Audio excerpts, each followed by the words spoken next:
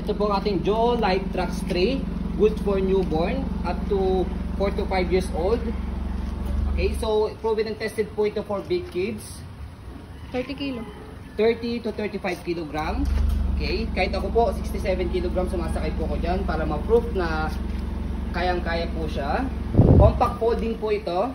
And then higang-higa po siya. And then yung kanyang canopy is na-extend po. Already washed na po ito and ready to use na. Ito po yung details po niya one by one.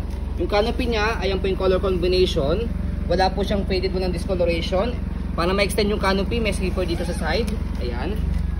Para full canopy. Okay, para kung gusto niyo rin makita si baby. So next natin, ayan, pwede siyang fold ng canopy ng ganyan half. Okay. So ang kinagandahan sa kanya kapag nakaupo flatten siya compare sa mga normal stroller na kasi may reclined. And then, kompleto po yan ng harness pad.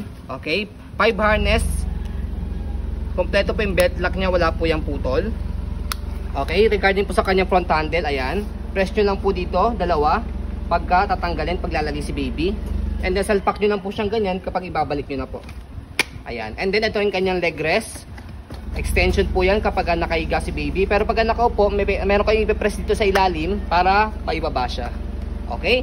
So ganyan po siya kapag nakaupo, pag nakahiga, ibaba natin. So as you can see, malapad siya and then mahaba. Okay? Kaya compatible po ito sa mga big kids. Okay? Next natin, yung kanyang footrest, tapakan po ng paa. Ito po. Ayan. And then yung kanyang gulong, as you can see, hindi siya pudpod. Easy to maneuver, nag-swivel. Kung gusto niyo pong one way lang, etong color gray, baba nyo lang po yan. Ang purpose po nyo kapag i-hailing nyo si baby, hindi na siya mag-rotate. Okay? So next yung kanyang body frame, ayan, color black po siya. So expect po minimal scratch dahil pre-lap po siya. Pero hindi po siya pangit ha. Ginawan ko po ng paraan para hindi kita yung silver. As you can see, may paint na ganyan. Pero hindi po siya halata sa malayo. Mas halata kasi pag silver scratch.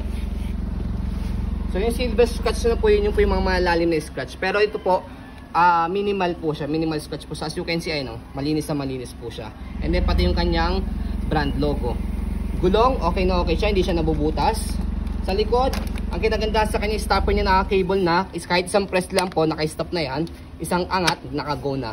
Basket, up to 15 kg po yung max po niya. Marami kayong mailalagay. Sa likod, okay, dyan po siya pine-press. And then, pull down kapag gusto niyo po siyang fully reclined. Yan po yung kanyang likod. Pag semi-reclined, pag gusto niyo po siyang iupo, press nyo lang po siya and then hatak lang po. Ayan. Hanggang sa pinakasagad niya. Semi-reclined kalahati po kung gusto niyo po naka-semi-reclined si baby. Ayan. So next natin, yung kabilang gulong niya, ito, wala rin po yung issue. Pati yung kanyang kabilang body frame. Ayan. So sa amin pong maselang seller, ayan, pwede rin po ito sa mga maseselang buyer po. And then yung kanyang handle.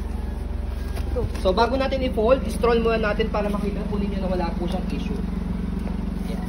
And then sasakay din po ako, 67 kg po ako para mag-prove po ninyo na matibay talaga si Joe. Joe Light Trax 3.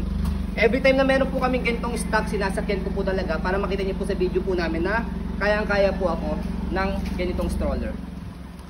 Okay? Para at least sa baby po ninyo, kung abot man po siya ng 30 to 35 kg, kayang-kaya pa rin po siya.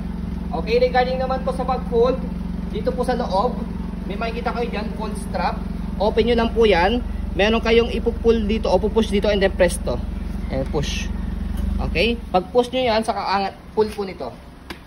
Ayan. Okay, and then, meron siyang lock sa gilid. So, stopper nyo lang po siya para maitayo po ninyo. Ayan, can stand alone po siya. So, tayo lang natin siya mabuti. Ayan. So, kapag naman, para at least, kung ayaw nyo po siyang buhatin, pwede nyo po siya itulak. Tanggalin nyo lang po sa pagkaka-stopper niya. Ayan. Kunyari, pag na kayo buhatin, pwede nyo po siya itulak as luggage type. Okay, sa pag-open naman po, tanggalin nyo lang po yung kanyang lock sa gilid. And then, buka. And then, ready to use na po yun. Okay na. Okay? So, yun po, as you can see, very details po kami sa aming pong pag-video kasi aming shop policy. No refund, no exchange. What you see is what you get. So yun po, maraming salamat. Have a nice day and God bless po.